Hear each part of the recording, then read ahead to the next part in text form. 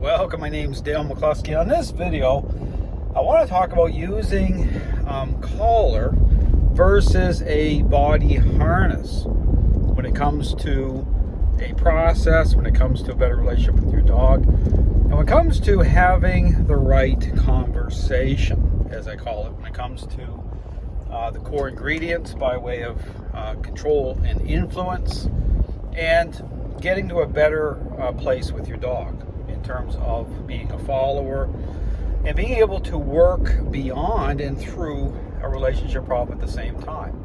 Now, one of the issues here, and understand this really plays into this force-free, bribery-based, as I call it, idea in terms of those who advocate using treats. They'll use retractable leashes. They'll let the dog walk out in front, and they use body harnesses to advocate in terms of how they're interacting with the dog.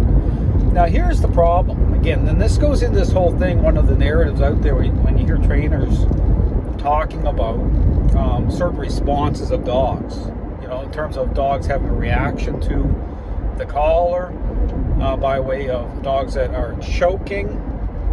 You'll see dogs go into a high level of challenge, and especially even with younger dogs, you'll see younger dogs go into a very, very high level of challenge by way of a stress reaction. And the path that many will take to try to, gain agreeableness, to try to get beyond those type of reactions is they'll go to using body harnesses. They'll let the dog walk out in front of them. And I talk about those themes that are very deceptive, the themes of accommodation, and in terms of even following a path of, again, bribery with dogs.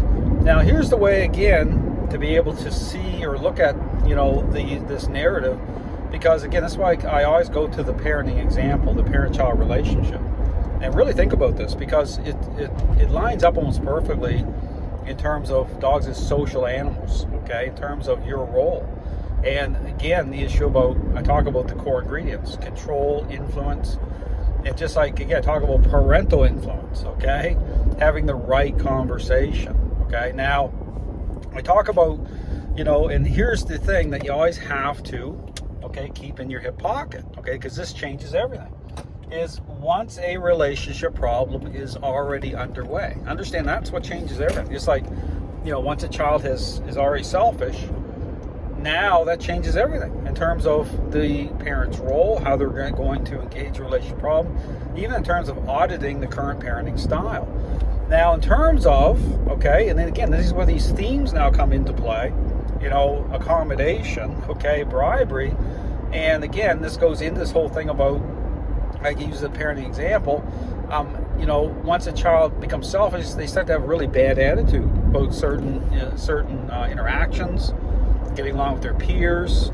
They want to, it's all about them, okay? They want control, right, in certain situations. And, when problems start to happen, again, based on the parenting style, in terms of the themes I talk about, bribery, negotiation, accommodation, absolutely you can get a selfish child that's having or expressing a bad attitude to be agreeable, okay?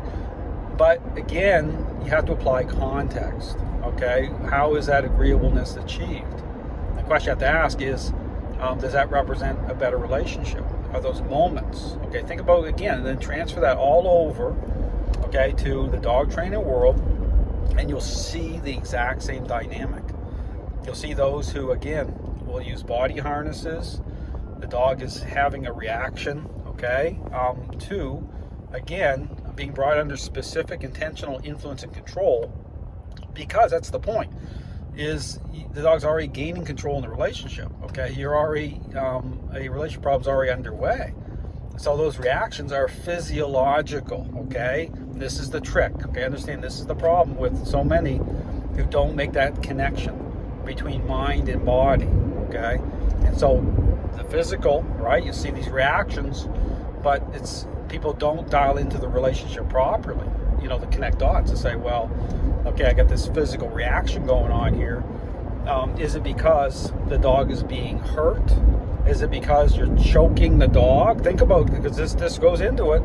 And so what happens is people just assume that it's physical. It's all physical. The dog is being choked.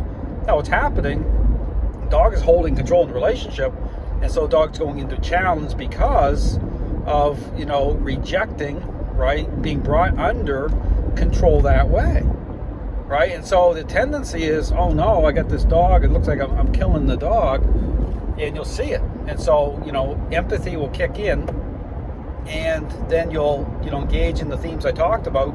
Let the dog walk out in front of you, start to use body harnesses, and within that moment, okay, this is the thing, how you frame this up, have to frame this up. Within that moment, of course, the dog is going to appear more agreeable to what you're doing. But think about the selfish child that, is agreeable as well, okay? But what you'll see is, and this is always the case, you'll see that you're never going to fix the relationship, okay? The walk is still going to bottom out. You're still going to have all these moments, and you'll get blindsided. What happened? I don't understand. And then because you're not able to reconcile, beyond just the physical, by way of relationship, okay? You have to do that. And I understand this can be very challenging, especially if people don't have the experience. Because for me, coming out on the other side, with these situations, hundreds and hundreds and hundreds and hundreds of times, you just know, okay, it's established. Doesn't mean that, and here's the thing, and I mentioned this, doesn't mean that you aren't going to accommodate, okay? You have to be intentional with, when dealing with a dog that is going into high challenge. You don't want to get bitten. You don't want to, trigger off, high stress on the dog. So you have to be intentional with just slowing down. You're not changing. You're not going to using treats and, and body harnesses, okay? You're not engaging those themes, but you're, starting to really take your time because it's a journey, okay? You have to consider, the current state of the relationship, and you have to do things smart. Okay, so I just want to put that out there that, you just don't, push ahead a certain way. But at the same time, you don't want to go over to those themes either. So again, when I talk about, this whole thing about body harnesses, understand that, and this thing about a collar, okay, it's about having the right conversation, okay, with your dog. And think about just having, as a parent, having the right conversation, a personal conversation. And I use the example of the difference between having a conversation with a child, standing, 30 feet away from them, okay, over something that happened, okay. As a parent, you're wanting to have a serious conversation to get your point across. There's a difference, I think about the body harness that same way. It's a difference between, standing 30 feet away and, 2 feet away versus 2 feet away, right? But the 2 feet away part for a child that is very selfish, well, guess what? Even though you're not doing anything physically abusive, you're not trying to be overly intimidating at the same time either. It's personal, okay? For the overly selfish child, guess what? They're not going to like it, okay? You're going to get their attention. But that's the point, okay? The point is about your role, is about advocating the right way. And think about, again, the same holds true. You think about the body harness and the dog that you're having a relationship problem, the dog has control, and you let the dog push forward. The body harness changes the conversation, okay? Because understand, through the leash and collar, okay, that's where influence and control is happening, okay? It's specific, okay? It's very important because it's about, I talk about mind and body, but it's about certain moments that you're setting in motion. Okay, that can't happen and won't happen through a body harness.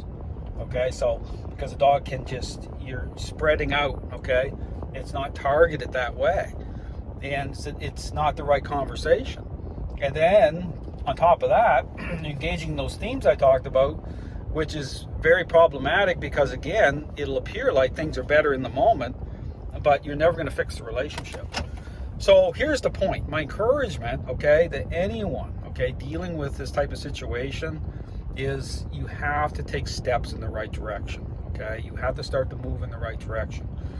It doesn't have to be all at once.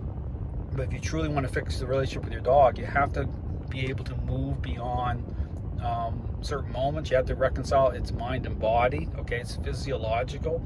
Don't get in the trap of a physical response. Okay, because what happens in the dog training world, so many trainers take advantage of that. You know, because they want you to buy into that. They want you to believe that, so that they can, you know, push their ideology. Okay, and it's very tempting because, you know, it can be very challenging to change how you think, because the fear is, oh, I'm going to hurt my dog is in physical distress, you know. But I encourage you to line up all the moments. You start to think about all the bad moments you're having in the relationship, and then tie it into the response through, right, you know, bring a dog under, interacting through a leash and under control. Because the question you have to ask yourself, and this is the thing, you'll see it with dogs, is what you're doing reasonable? Okay, even though you might have a very unreasonable reaction, you have to ask, is what you're doing unreasonable? Are you choking the dog? Take your fingers and put it through the collar. Okay, what you'll find in the majority of cases is, no, that's not the case at all. Dog's just having a reaction to being brought under control, because the dog is in full control of the relationship. So it's the relationship triggering off. And then you have to start to move beyond that stuff. Don't fall into the trap that so many do, trainers do, and they market the stuff. But the end result is you'll never get the relationship fixed. Understand that. I don't care what anyone says. Look at the truth as to, ask the question, has the relationship got any better? Yes or no? You still having all these moments? Yes or no? Is the peer okay in certain moments? Maybe. But think about what I said, the example of the selfish child. Absolutely, you can get a selfish child to get along by way of bribery in certain moments, say even sharing toys, holding out the reward or prize that they're going to get something, to play along, to get along. But doesn't mean whatsoever that the relationship is getting better. That's why you see so many people just continue to, just like a hamster spinning the wheel over certain concepts, counter conditioning, behavioral adjustment training. You'll see it. They keep spinning forever, because then how this layers up too is this fear, and it goes into these certain reactions too, that you're going to break the spirit and drive of your dog. That's not the case. In fact, your dog's going to be stress-free. It's going to be happy. Okay.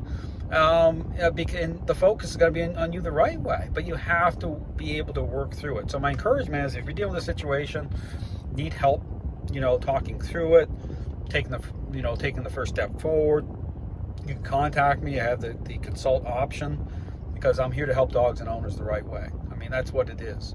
And so again, check out my website, check out my YouTube channel. I have lots of great information. Thanks for watching.